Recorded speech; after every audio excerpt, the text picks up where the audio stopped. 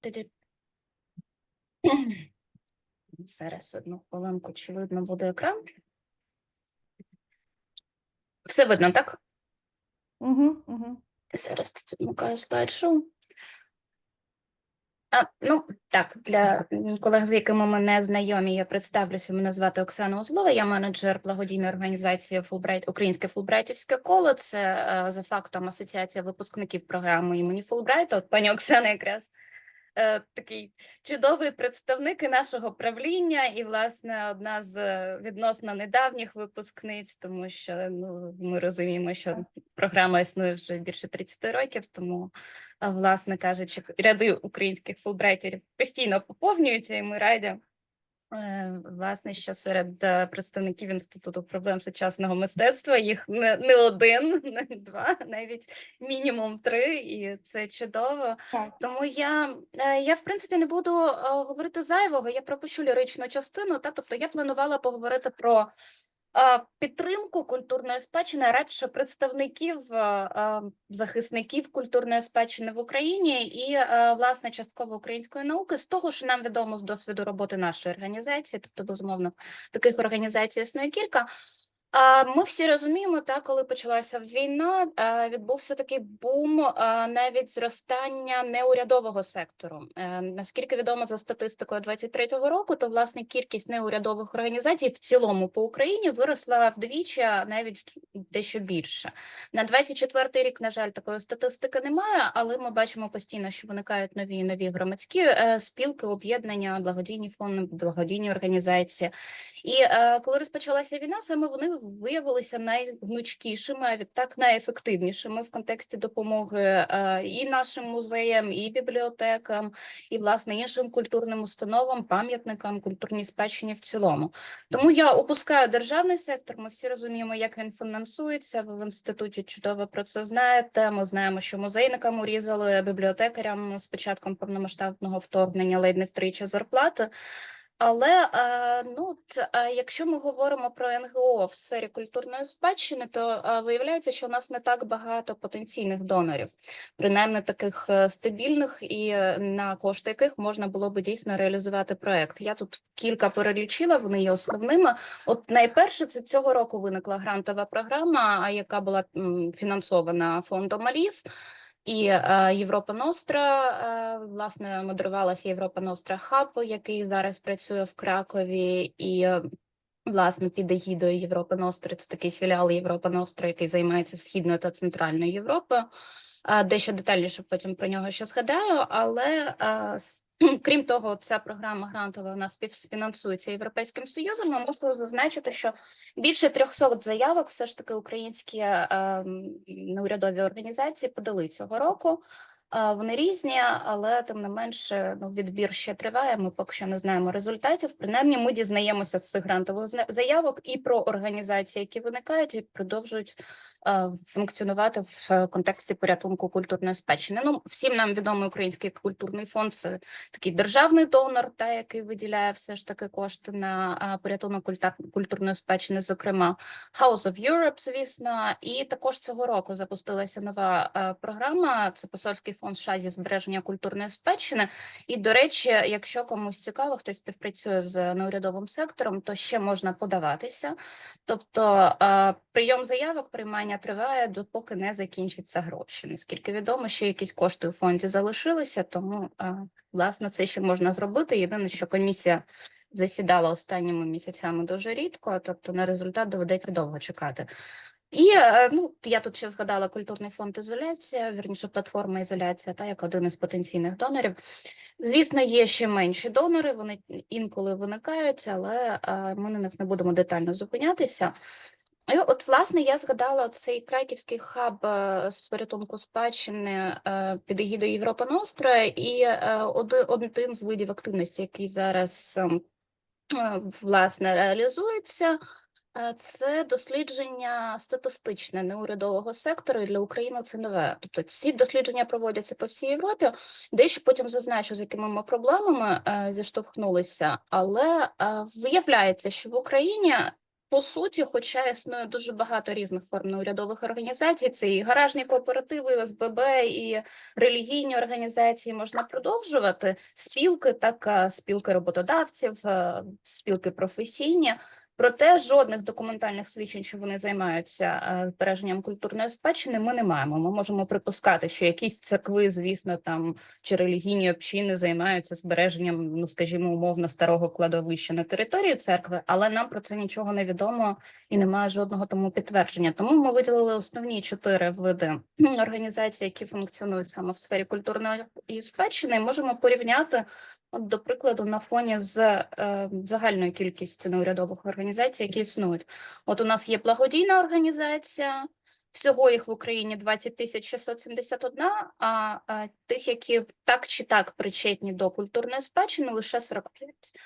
Благодійний фонд, їх 20 671 – це цифра, яка поєднує благодійні фонди і благодійні організації. Але от благодійних фондів у нас, які займаються або суто спадщиною, або частково спадщиною, 48.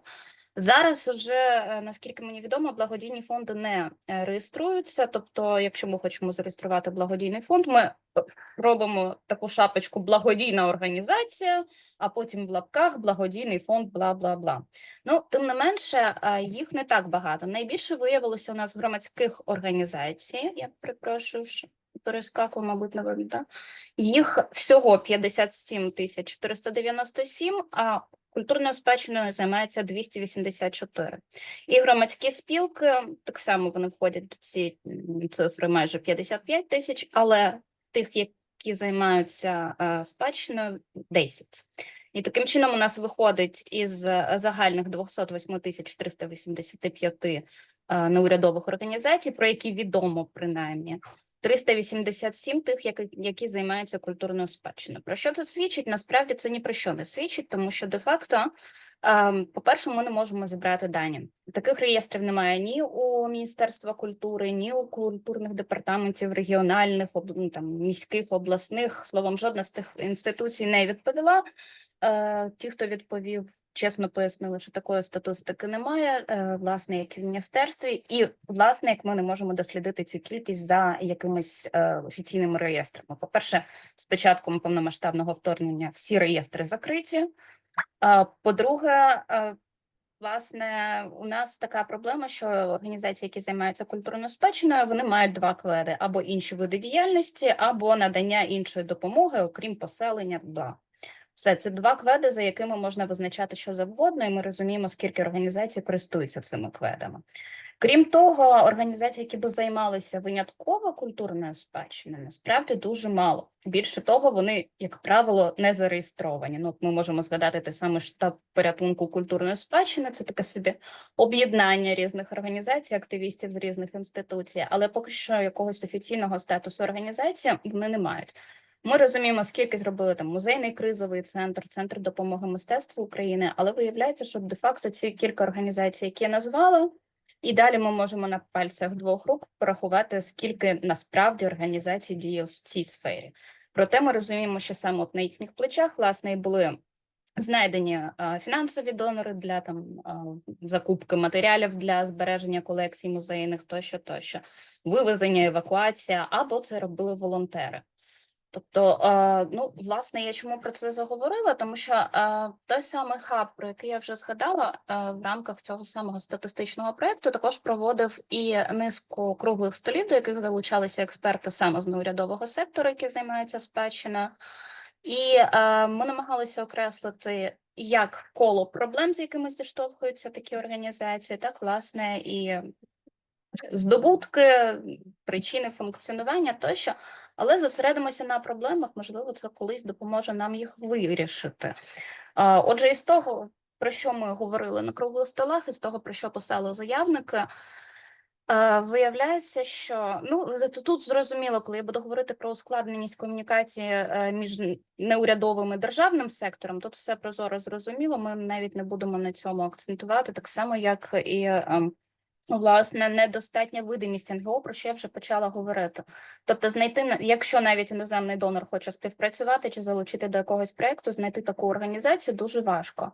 Є кілька джерел, власне, от Zychowicz спробував зробити такий перелік операторів культурної спадщини, але туди входять як урядові, ну чи так державні інституції, так і неурядові, так і окремі особистості, які є операторами. І тільки за їхнім переліком, ну там біля сотні таких організацій налічується. Ми можемо дивитися архіви Українського культурного фонду з огляду на перелік реалізованих проєктів, але це також, ну, власне, така нечітка статистика, тому що вони постять перелік організацій, які подавалися на грант. Не всі з цих організацій грант отримали, відповідно, реалізували проєкт, відповідно, статистика знову-таки сумна. Плюс не всі організації займаються винятково культурною спадщиною. Тобто, от, власне, до недостатньої видимості НГО можемо також і додати пасивність наших неурядових організацій, тому що коли до них звертаються, зокрема з Європи Ностра, або що навіть з банальним проханням заповнити анкету, от з тих 387 організацій, які ми змогли нарахувати вручну, там через знайомих, через всі можливі бази доступів, ну, 20 щось було заповнених анкет. І, ну, власне, виявляється, ми не дуже хочемо представляти себе на європейському ринку.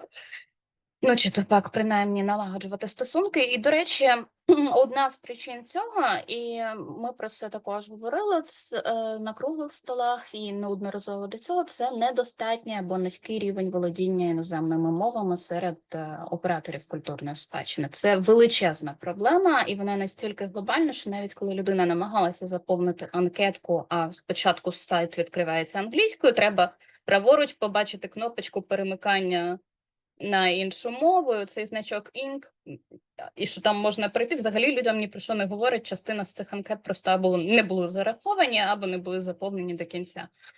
І, відповідно, немає знання іноземних мов, це вже відсутність можливості абсорбувати, якось запозичувати, чи то опрацьовувати міжнародний досвід, так, і, власне, йдеться про зниження рівня обізнаності щодо міжнародних проєктів і щодо міжнародних грантів. Тому, ну, от, є такі організації надзвичайно чудові, якщо це люди, які займаються прикладним збереженням, ну, не знаю, скажімо, вишиванками, писанками, тощо, це люди, які, ну, в своїй бульбаші переважно знаходяться, не всі. Я не про Лесю Воронюк, там, яка вийшла на міжнародну арену, але є люди, які цим займаються, і вони займаються цим, ну, обособлено, власне кажучи. Крім того, ми говоримо про те, що дуже часто ускладнена процедура подання грантових заявок, і, як правило, це працює саме з національними донорами. Якщо ми подивимося на статистику, скільки навіть восени там, чи взимку, я вже не пам'ятаю, коли в той кол пройшло технічний відбір заявок в УКФ, ну, це просто дуже сумно, із 300 з гаком пройшло, мені здається, 36 заявок. Зараз статистика останнього колу на малі гранти, там з 200 з гаком заявок, 100 з хвостиком невеличким, які б тільки суто технічний відбір пройшли. І це, до речі, дуже показово, тому що, ну, це страждає культурний фонд, цим страждає ізоляція, деякі інші українські донори. Це не так працює з іноземними донорами, значно простіше заповнювати їхні заявки. Але знову тут упираємося в знання мов. І, відповідно, ми говоримо також про деякі законодавчі аспекти, які не дозволяють неурядовому сектору в сфері культурної спадщини розвернутися наповну. З одного боку, от всі неурядові організації, вони є неприбутковими організаціями, відповідно, вони не платять податки на прибуток. Але вони, відповідно, і не мають цього прибутку, тому що вони не можуть комерціалізувати продукт своєї діяльності. І це спричиняє, звісно, залежність від зовнішніх донорів, від зовнішніх чинників, а відтак призводить до відсутності регулярного стабільного фінансування. І ми говоримо знову про те, що це має свої наслідки, це, зокрема, і недовіра, і конкуренція між, до речі, це було несподіванкою в рамках обговорення. Мені здавалося, що як в усіх сферах всі об'єдналися, коли розпочалася війна. Ні, йдеться про те, що дійсно наші неурядові організації, навіть у сфері спадщини, вони конкурують між собою зі зрозумілих причин. Це фінансування, це зазвичай одні й ті самі потенційні донори. І звідси, власне, неможливість часто реалізувати певні проекти. Крім того, це неможливість неможливість отримувати постійну команду. Ми здебільшого говоримо про якийсь core, ядро організації і, власне, аутсорсингові працівники, яких залучають. І, крім того, це неможливість провадити діяльність винятково в сфері культурної спадщини, тому що організація має виживати, вона не завжди отримує гранти або якесь державне фінансування, скажімо, на збереження суто культурної спадщини. Крім того, звісно, є величезна проблема ускладнення от навіть в реалізації проєктів зі збереження матеріально-культурної спадщини. Це дозволи від державних органів, це комунікація з місцевою владою, з державною владою, і дуже часто це гальмує процеси, ну це нам зрозуміло. Крім того, власне, от така нестабільність, як фінансова, так і грантова, вона призводить до того, що оператори дуже завантажені певний час, і це часто призводить до вигорання, також наші учасники про це говорили. І ми також говоримо про невідповідність кількісних і якісних показників. Ми вже зазначили, що насправді діючих організацій десь десяток, зареєстрованих їх 387. І говорили також, зазначали про брак молодих фахівців у цій сфері. Теж зрозумілі причини: непопулярність професії, проблема освіти, а непопулярність професії, власне, є наслідком усіх факторів, які ми вже згадали. І, останній, напевно, який я зазначу, ми знаємо про інші проблеми, це конфлікт інтересів. Знову ж таки, брак кадрів в певній сфері призводить до того, що люди мають бути або експерти в грантових комісіях, або мають право бути заявником і реалізовувати проєкт в разі отримання заявки, але вони не можуть водночас це робити, а найкращих фахівців, як правило, забирають принаймні на певний час у експерти.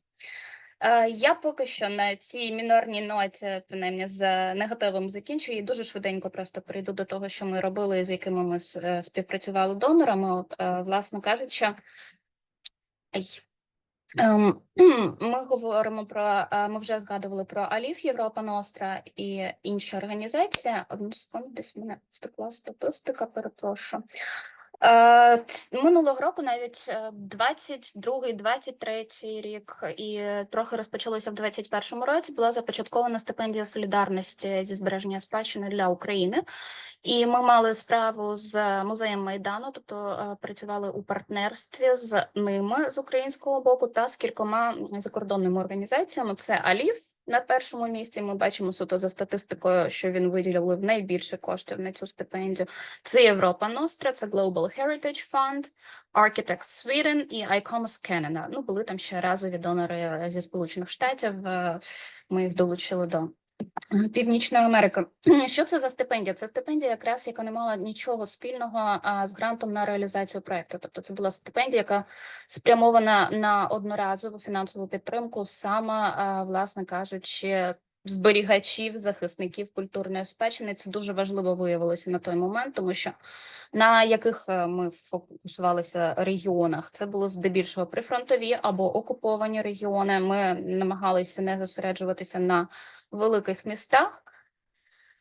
Перепрошую, десь в мене полізли ця стриця. І мали дві хвилі цієї стипендії. От можемо глянути в загальному, скільки було підтримано людей. Так, тобто 155 людей, 111 жінок, 44 чоловіка, 65 міст. І це, власна, статистика за першу хвилю. Бачимо професії, які були представлені, які отримали гранти. Інколи це навіть люди, які не були дотичні до культурного сектору, до історичного, до сфер взагалі збереження культурної спадщини. Тобто могли бути просто люди, які ставали перевізниками і на власних машинах за власний кошт вивозили матеріали. І от 76 з цих населених пунктів, які представники яких отримали стипендії, були окуповані, 24 прифронтові і 51 зазнали обстрілів, чи постійно на той момент зазнавали обстрілів. Знову ж купа людей, які отримали ці стипендії, вони були переміщеними особами, дехто так і продовжував залишатися в окупації. Ну, от маємо статистику також за другу хвилю, це вже 83. Ну, не лише науковці, власне кажучи. І, знову ж таки, маємо за статтю статистику, маємо за містами. І це найсумніша, мабуть, хвиля, тому що були навіть випадки, коли родичі отримували просто допомогу, стипендію вже від імені загиблого представника родини.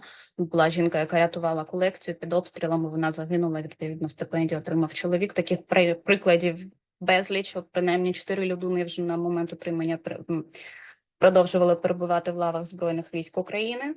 І в когось загинули, теж був випадок з жінкою, якої батько, який допомагав евакуювати колекцію бібліотеки чи музею, я вже зараз, на жаль, не згадаю, він загинув під цими обстрілами, в когось чоловік, в когось на фронті, таких серйозних ситуацій. Тому важливо, що ця допомога була адресною, люди просто потребували коштів на медикаменти, на принаймні оренду житла або якісь речі першої необхідності після виїзду, тощо. Тому ми дуже вдячні нашим європейським партнерам і американським, і канадським, перепрошую, за реалізацію цього проекту. Я вже згадала хаб в Кракові. Єдине, що ще зазначу, чим вони зараз займаються для підтримки України, це ще також подкасти. Подкасти про культурну спадщину, і є цілий сектор, присвячений окремо Україні.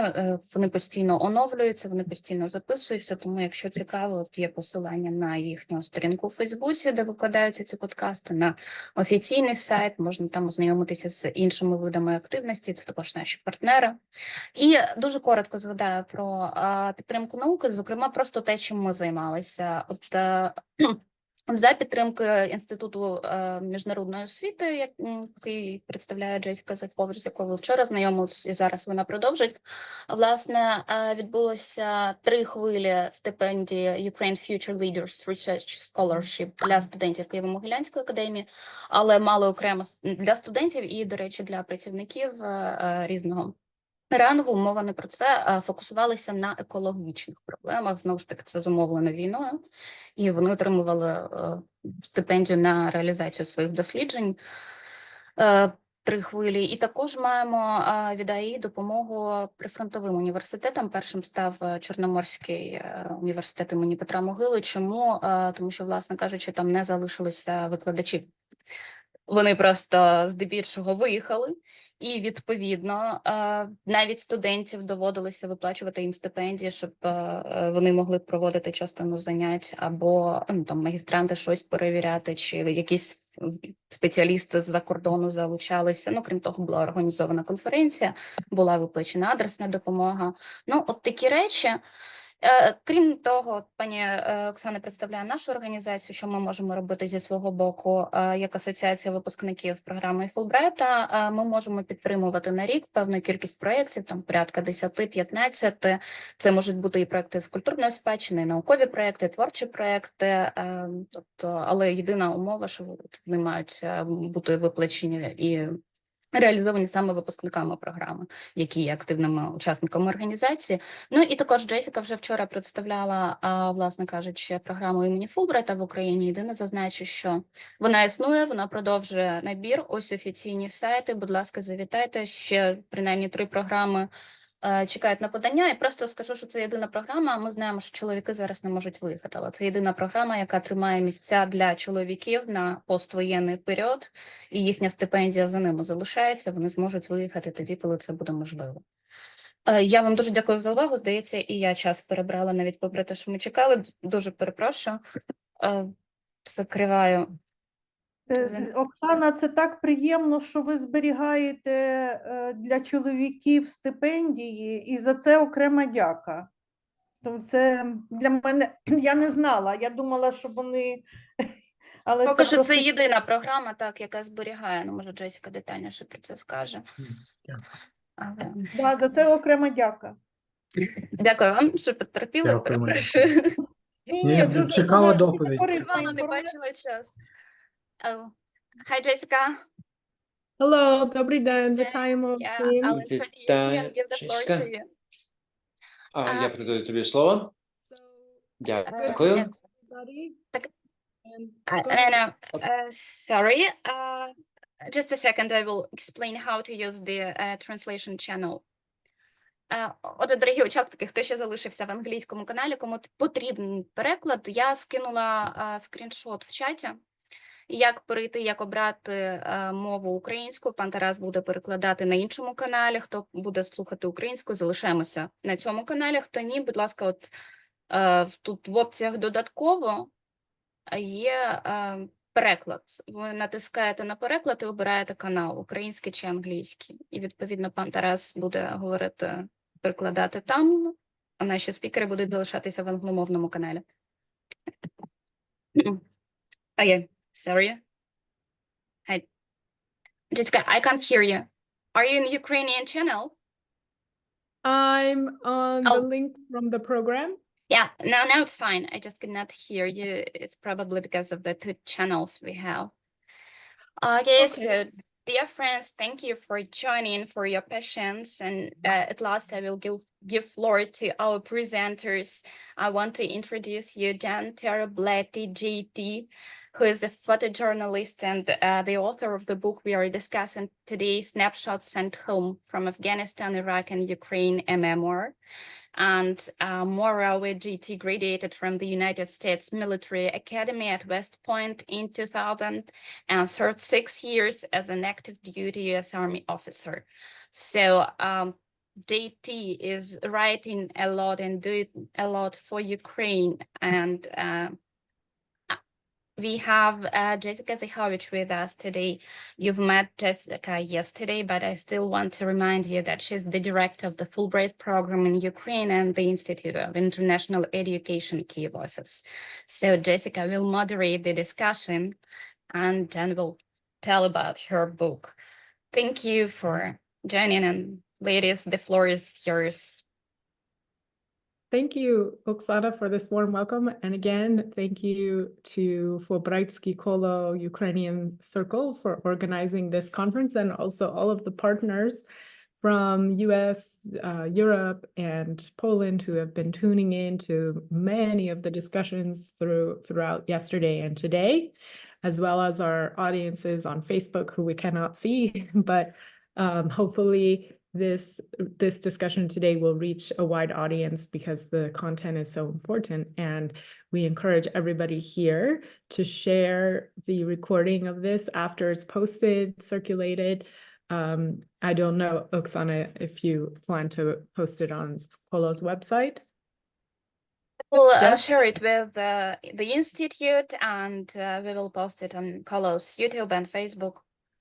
That's great, because we all know that part of resisting disinformation and propaganda from Russia is telling the truth and sharing that truth widely through different language communities, Ukrainian, English, all different communities inside and outside of the education community. But as educators, we have a special role in spreading the truth and learning to craft narratives. So that is why we have invited our amazing US Fulbright alumna, JT Blatty, an author and also photographer and veteran of 2 major wars in the 21st century, and as well a witness of the war in Ukraine. So I have read this book and encourage everybody here to read it. And I want to just start out by asking Jen what inspired her to write it, and tell us a little bit just about the amount of time this book took to write, so that everyone here kind of understands the timeline. Sure. Hello, everyone. Thanks for having me here. This book, actually, I started writing it probably over 20 years ago when I was in Afghanistan. And then again, when I was in Iraq. I don't think I really knew what the story was about until I came to Ukraine in 2018 and wanted to become involved in the war in the Donbass and start working with the veterans. And I discovered who these veterans were, or a majority of them who were actually volunteers that actually saved Ukraine in 2014, self-deployed to a front line, not being under a contract, fighting for something that I feel that Americans take for granted, which is freedom, civil rights. And they did this they had a purpose from within and not a purpose that was told to them. And I was very inspired. So the book finally became a story that I wanted to tell through the story of these volunteers that I was photographing and recording oral history stories.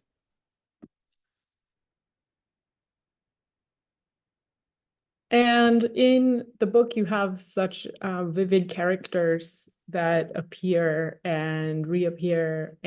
How did you sort of flesh out your characters when you were writing? Did you record their voices? Did you write down the dialogue? How did you capture these personalities?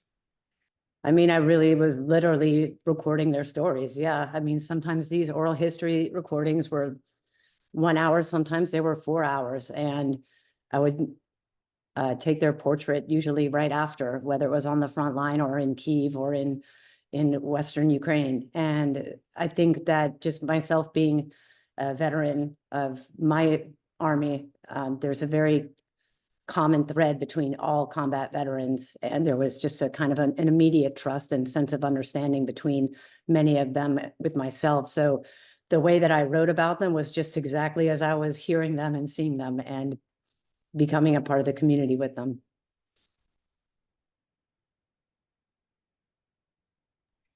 And in Afghanistan, you have also these very vivid scenes of encounter with Afghanis, including in the marketplace where you're walking around with your camera. And you mentioned this kind of passage of information, media information about what's going on is not reaching you on the ground as a soldier, that everything is passed through the lieutenants, and it's not always clear what's going on. How was that experience for you? I mean, for those of us who are living now in such a media saturated environment every day, where we're like consuming a lot of different images, narratives, etc.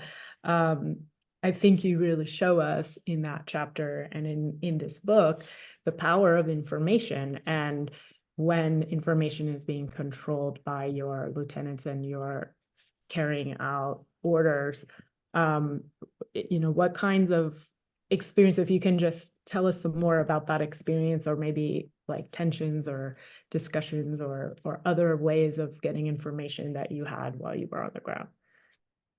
During my deployments, I think the best information that you had on the ground was what you were actually observing yourself. Because, in our military, or at least on our deployments, this was before there were cell phones, I think we had like maybe one computer in the TOC office, and then finally maybe one television at the very end of our deployment in Afghanistan. But all we were really seeing was major news headlines. And I mean, if you were, I imagine what people on the other side were thinking at the time, it was more creating this like glamorized version of war, I guess you would say, and fear, where not exactly what's happening on the ground at every moment. But in Ukraine, I feel like I saw much more of this being in even Eastern Ukraine, hearing these, restated headlines from politicians that were completely the opposite of what I was seeing on the ground. And I do feel that the more like we even like quote this rhetoric, or we like even in one media network will repeat what another one says, or one media network will say, this politician from Russia said this, like just putting those things into the air can create some sense of truth to someone, even though most of us know that it's absolutely not true, but it's still putting it into the air. And it was very scary to see what this kind of disinformation could do. Like, because even that's what, my world in America was hearing as I'm on the ground there. It's very disturbing. Yeah. It's also interesting in your book, the relationship to history that you have as a graduate of West Point, probably the most prestigious military training institution in America. And as a writer and a thinker, critical thinker, you are mentioning sometimes Vietnam and World War II and some of the prior wars that had different moral associations in the American public. World War II, I think, was a clear example where America really rallied behind the war after Pearl Harbor, but Vietnam, not so much.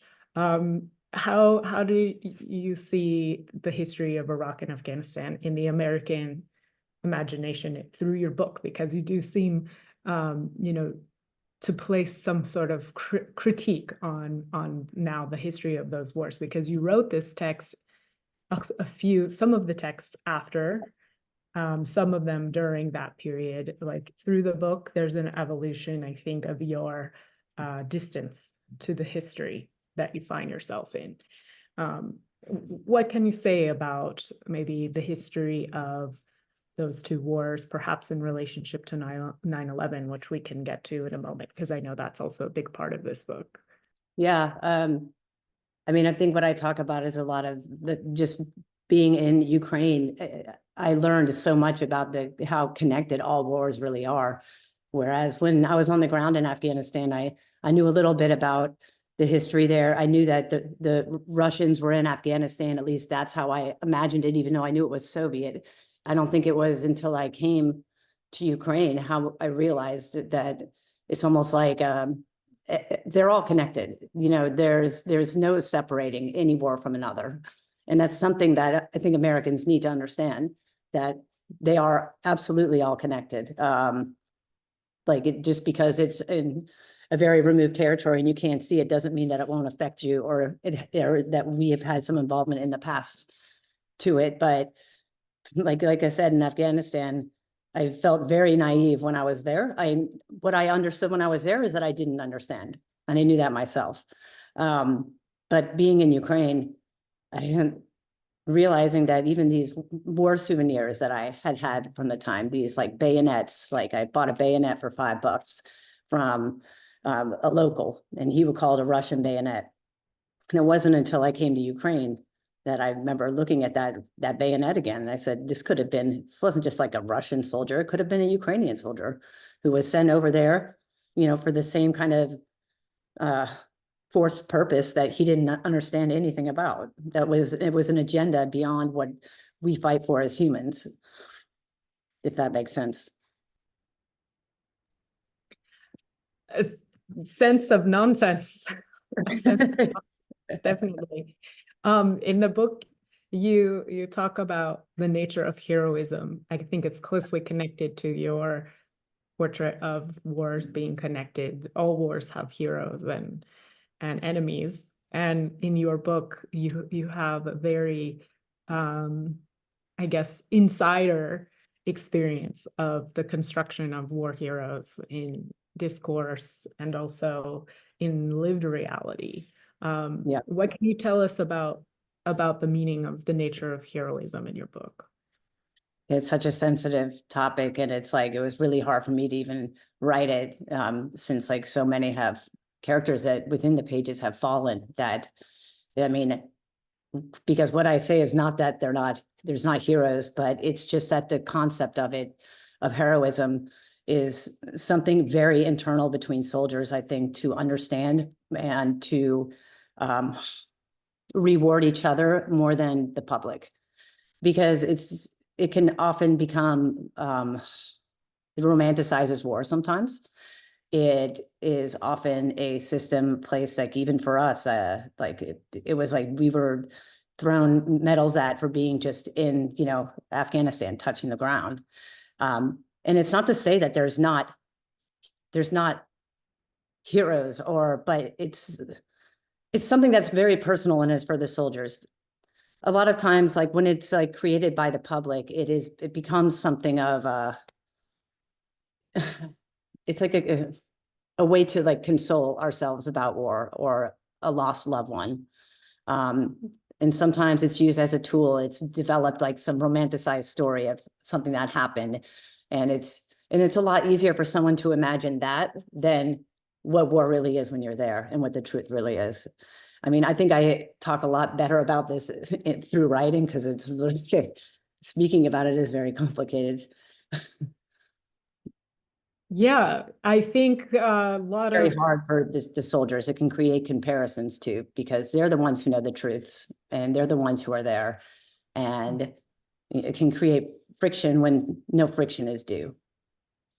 Yeah, Yeah. And it seems, you know, heroism and heroes are the subject of myth, and a myth is always so much bigger than an individual. And I think one of the most universal qualities of your book that can be accessed by any reader from any background, any military, non-military, people who know nothing about Ukraine, people who know a lot about Ukraine. There's something for every reader in this book. And I think it's because you really place emphasis on individuals. So you give so much detail to these characters in just a very short span of pages in each chapter, because they're very short chapters, almost rearranged in a collage with these three wars, not proceeding chronologically, but blending into each other. Yeah, and the individuals kind of blend into the different contexts sometimes. What about first-person narrative in your structure of this book? A lot of what you're doing is dialogue and the speech of your fellow soldiers, and sometimes also really noting the importance of the voice and recording them. You've done a lot of actual recordings of voices in that media, and then also in the visual media with the photographs that you're taking.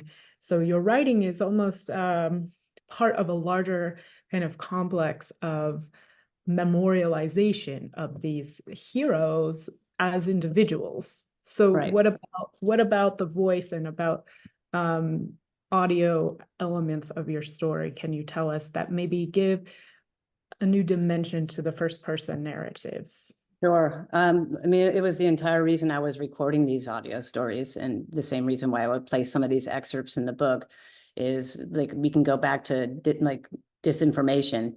Like this most powerful way that you can reach a truth or you can bring understanding and humanity is by first person narrative. And especially if you can hear the voices as well. It brings an entire different dimension to a human.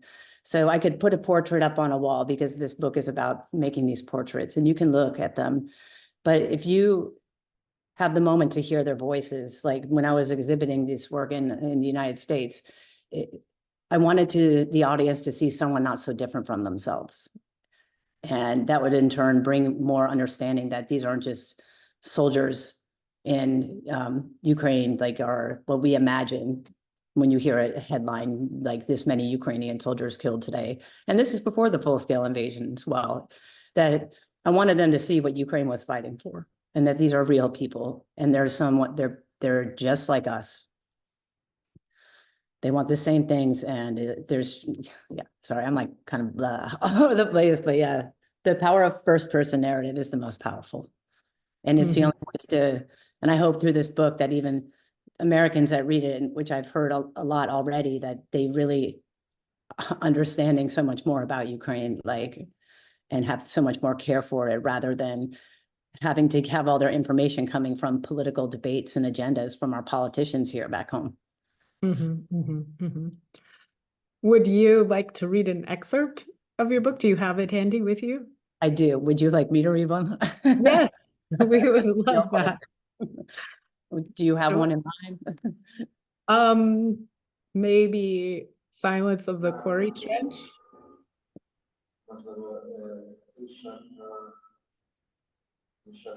Sure.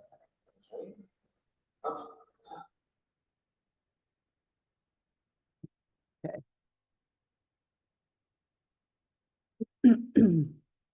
In the silence of standing in a quarry trench, it's almost as if the air is gone, sucked into a white noise, even though I'm still breathing perfectly fine.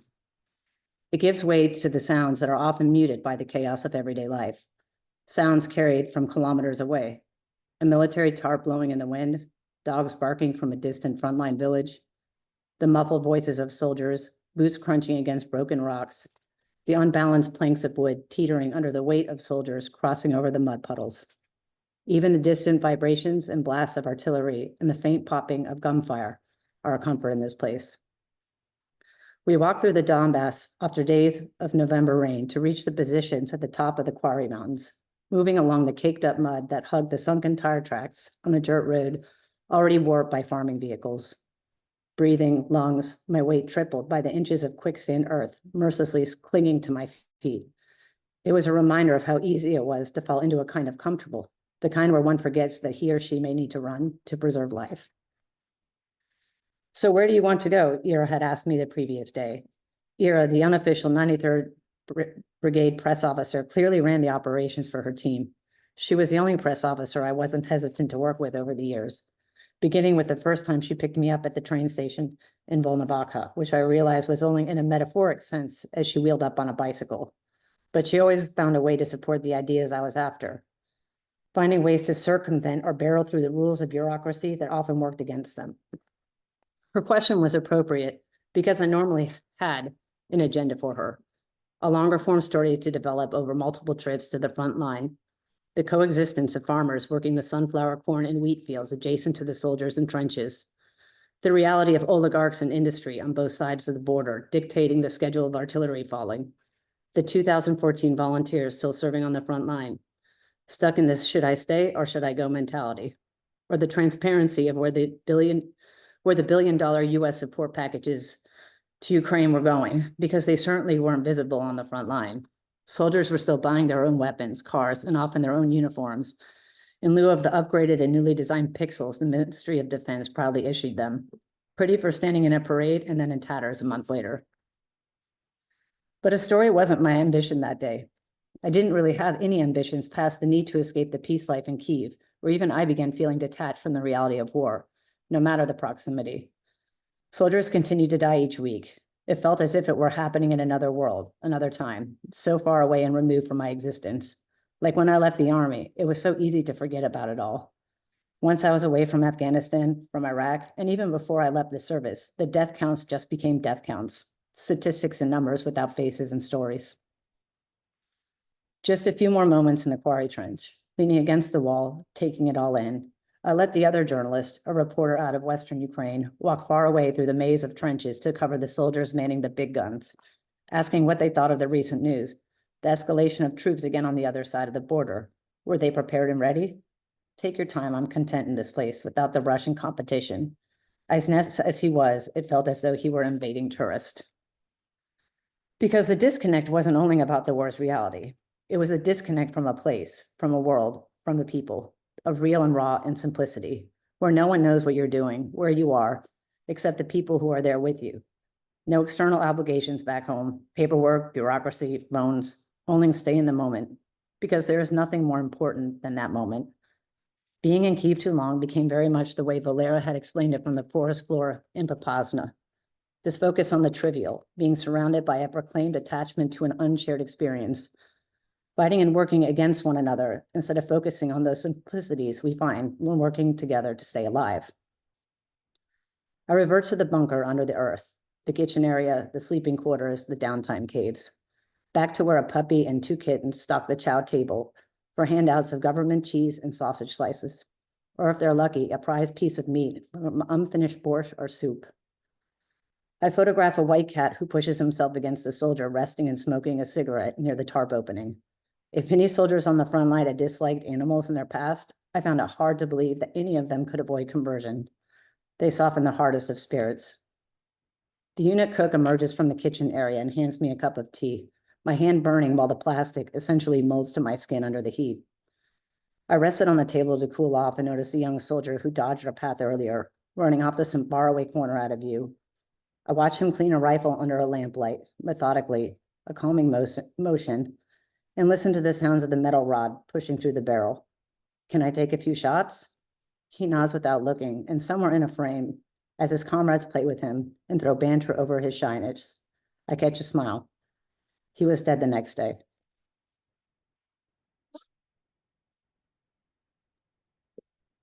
Very powerful chapter, and a lot of respect for all those who are in the book, who have fallen in addition to this young boy here. I know there have been many more since, and continue. And I wanted to just to first pause and ask, have you kept in touch with some of the Ukrainian volunteer soldiers and protagonists in the book? Oh, yeah, of course. Yeah, for audiences to know. I know that this book was published only a few months ago, and you have since traveled back into Ukraine. Do you see ways that you would be extending the writing of this book? Do you see future books and projects, or Yeah, if you, if if you can give the audience? Yes, I definitely have ideas, and I'm definitely not finished with these documentations of these 2014 volunteers. I'm actually, last time I was there, just a month ago, I did a new one. So it's like, it's never finished, but I'd like to almost expand it into, like, find a lot of the Soviet veterans Yeah, yeah. And of Afghanistan. yeah, who are some of the influences in your work as an author? Which genres or other authors have you read, perhaps that might have influenced your style or your depiction of war? Are there any authors? I don't know if any of them like help develop like how I write, because I've just always written a certain way, but what has inspired me and taught me so much, and I've found like comparisons to, is Svetlana Alexievich, just by the first person testimony and oral history recordings. And there's also Tim O'Brien, The Things That Carried. He kind of writes in a way where he bounces all over the place, and I kind of feel a little bit like I do that. And it just, he has this deep core about humanity and war that's just very relatable for people to understand. Those would be like the two primaries, yeah. And some have compared you to the Ukrainian Hemingway. So When you first said that, I was like kind of shocked. Yeah, someone said that was a huge compliment. Yeah, no, it's really great. I agree, because you also have these moments in the book, like Hemingway, that are very lighthearted. There's a sense of humor there. It still hangs together as a story, not a mourning song. You know, there's a lot there, that there's a lot of resilience in the book. There's a lot of like, I guess, chutzpah, we might say. Like, you've got these moments where you're racing around New Orleans with your friends, and you're like temporarily roommates there, between your assignments. It's really interesting to see you move between the peace life, as you call it, and the life of a brotherhood of soldiers in the war, or sisterhood, or whatever.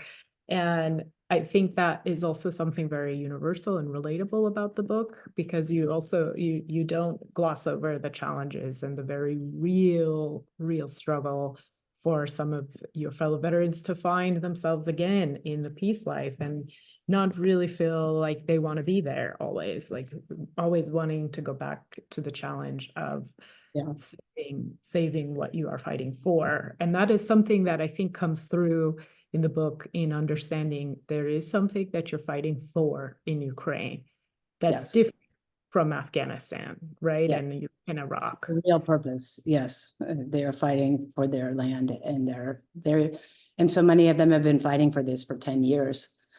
You know, it's kind of like, then they've lost so many comrades along the way. And I mean, even in the beginning, learning about how many comrades these 2014 veterans had already lost. And then even I understand even more so now, because now seeing how many like people I've lost that I've gotten to know along the way, in addition to like, I mean, it's like it just accelerated. But just they've lost so much for the cause. And it's I mean, it's really it's hard to see like what's happening right now. Definitely. And there is a kind of familial bond that emerges between you and your fellow soldiers that is so different from other bonds, other kinds of human bonds. And that is something that you show in the book, in really feeling the emotional impact and emotional weight and responsibility for the lives of your fellow soldiers who are volunteer soldiers in Ukraine in a war that you're not actually deployed at as an American soldier, but you're witnessing firsthand and feel very close to. What about the audience? Does anyone here want to raise Pablo? Yes, thank you. JT, thank you for the wonderful book presentation. I'm also a Fulbright alumnus. I did a Fulbright 2009-2010, so that was some time ago. I was at UC Berkeley, and the question I have is, I have one easy and one kind of difficult. One easy question, an interesting one to me, is how do you communicate across languages in Ukraine? That's a great question.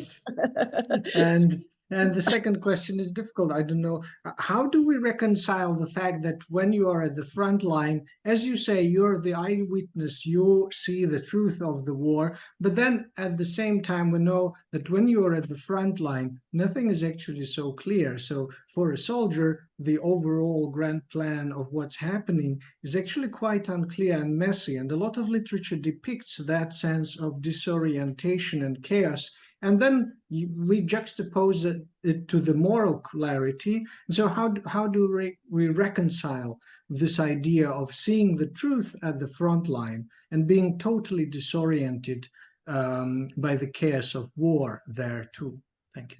You mean for the soldiers to see the overall picture? That's a fantastic question. And I don't even know, except that they need to have more breaks. And I mean, right now, everything is Telegram, social media. I mean, dang, what do you think, Jessica? I mean, I wouldn't even know what the answer would be for myself as when I'm there. Except that I, at least as a writer or not being a soldier in this war, have the opportunity to go back and forth and to see from different sides what's happening with different groups. But I mean, besides that, that's like even a problem with like the American military. So I don't think that they want you to see that overall picture. That's,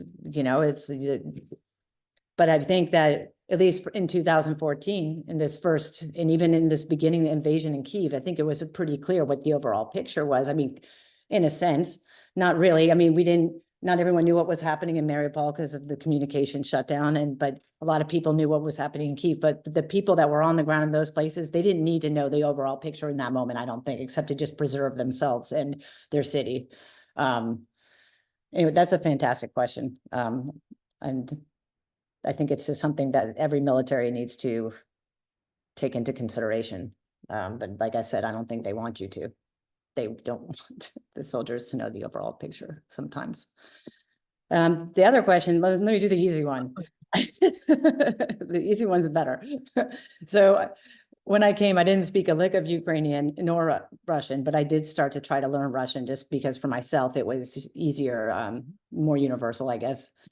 But during these interviews, I actually had two the volunteer veterans that I had already interviewed who spoke English, volunteered to interpret with me during these interviews if they didn't speak English or Russian.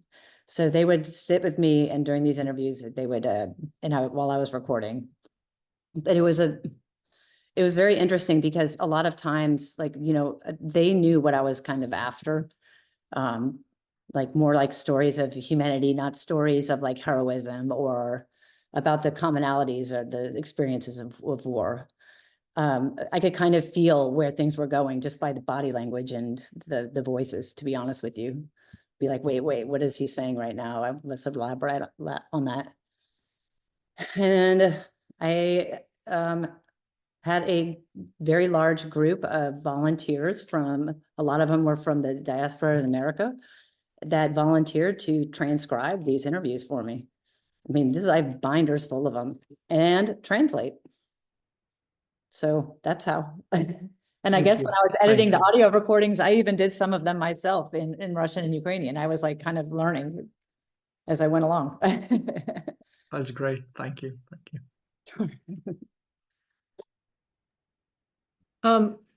I want to return briefly to the moment of 9/11 and how that moment is intertwined with your decision to become a soldier.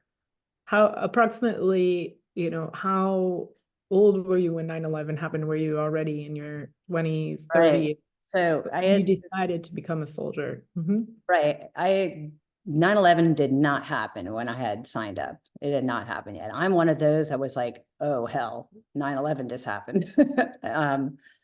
But so I basically had just graduated West Point in 2000 and was sent to my first, I went to officer basic training and was sent to my first unit, 92nd Engineer Battalion, Black Diamonds, in Georgia. And I mean, it was very shortly after. It was that next year that I was platoon leader and 9/11 happened. And I'm not going to say I wasn't, I mean, it's so hard to even put into like words when speaking those days following 9/11, but especially as like a soldier, like it was this like conversion of, or collision of like kind of like needing to do something to make up for it. And then this fear of World War III and just knowing that I probably was going to have to go, and also, but having a sense of pride about it, just to do something to make up for everything. Getting torn in or swirled into that tornado of 9/11 patriotism. And I feel like that was a moment when our country just really came together. This, like, we had this shared experience of fear and being attacked on our own border. It's probably the only time Americans have ever felt that, what that feels like, what Ukraine perpetually feels like, most Ukrainians, especially right now when it's across the entire Ukraine. It's not just the front line anymore. Now the entire Ukraine can be a front line on any given day. And I think that so many Americans are kind of forgetting that 9/11 feeling.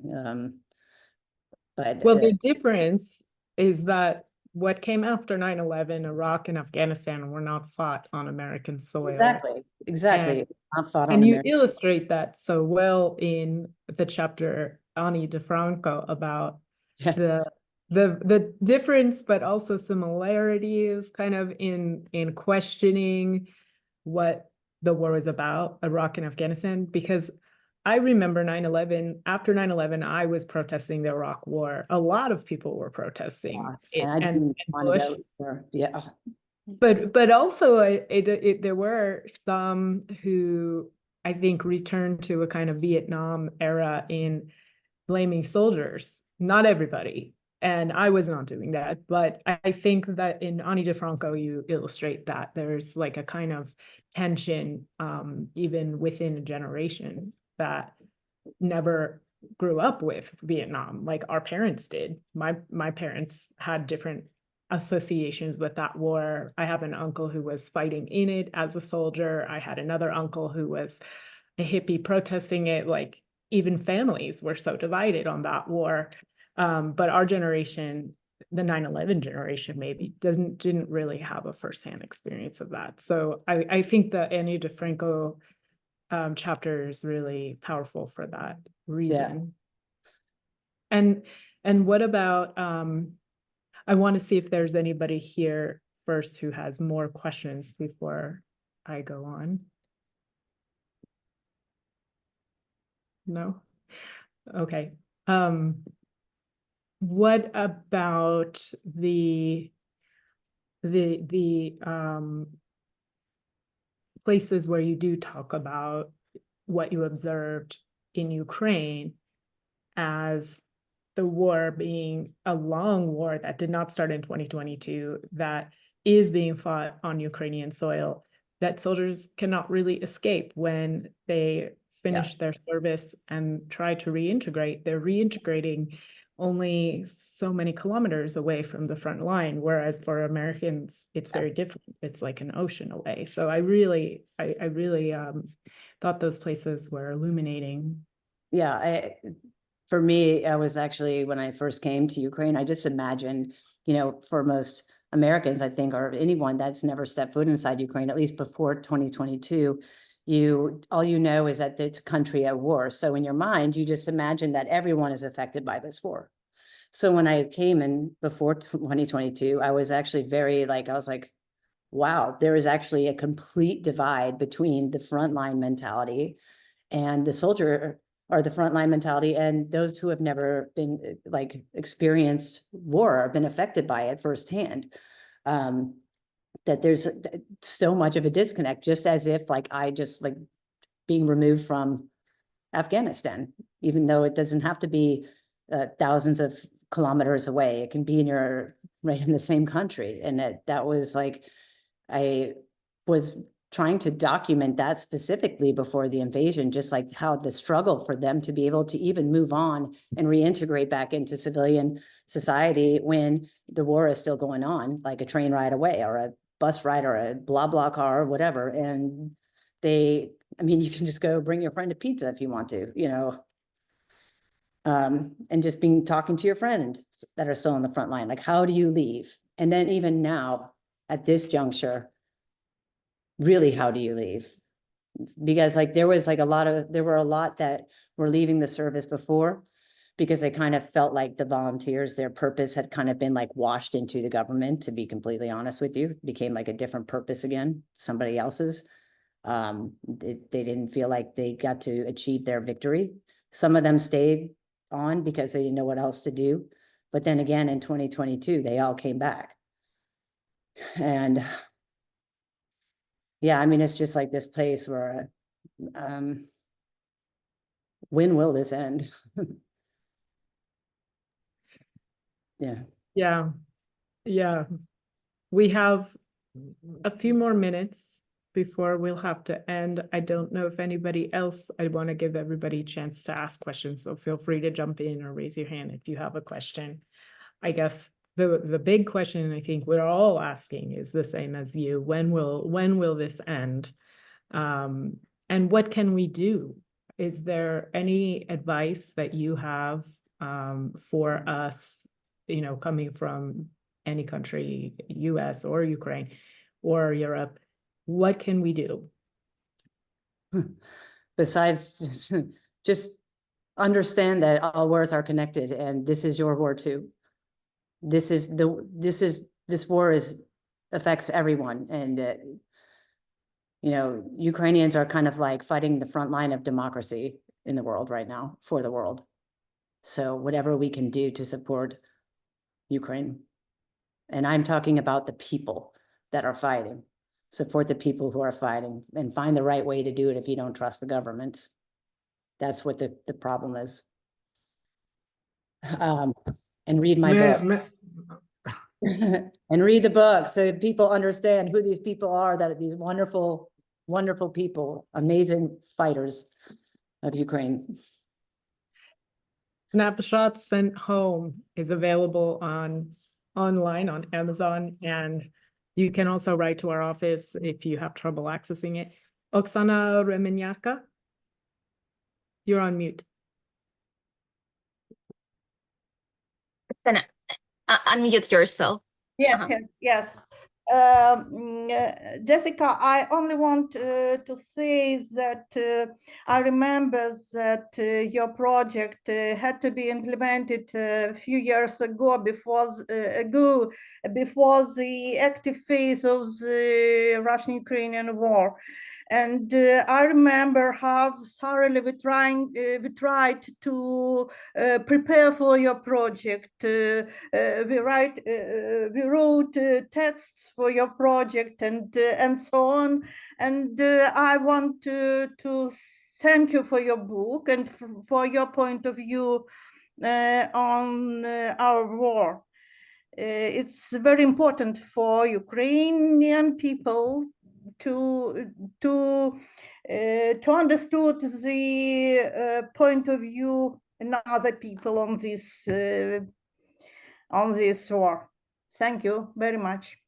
Thank you so much. I'll keep doing it. Don't worry, it's not done.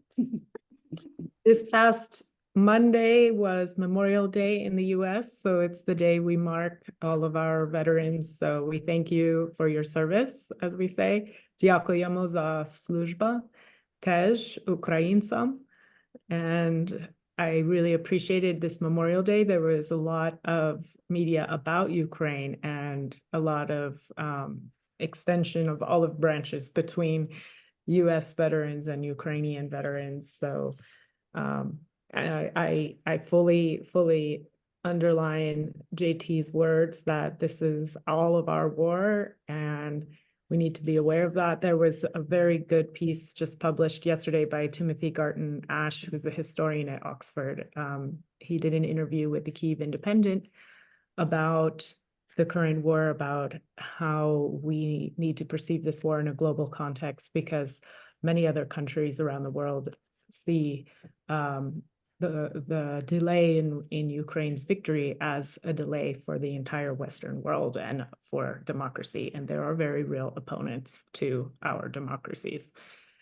So thank you, JT, for all that you are doing. Thank you. And again, we at Fulbright are still openly and very warmly inviting everyone to apply to our programs. Our scholars program deadline is not till October, so there's no excuse for any of you who are thinking of applying. Please do so and reach out to us with any support or ideas that you may need along the way.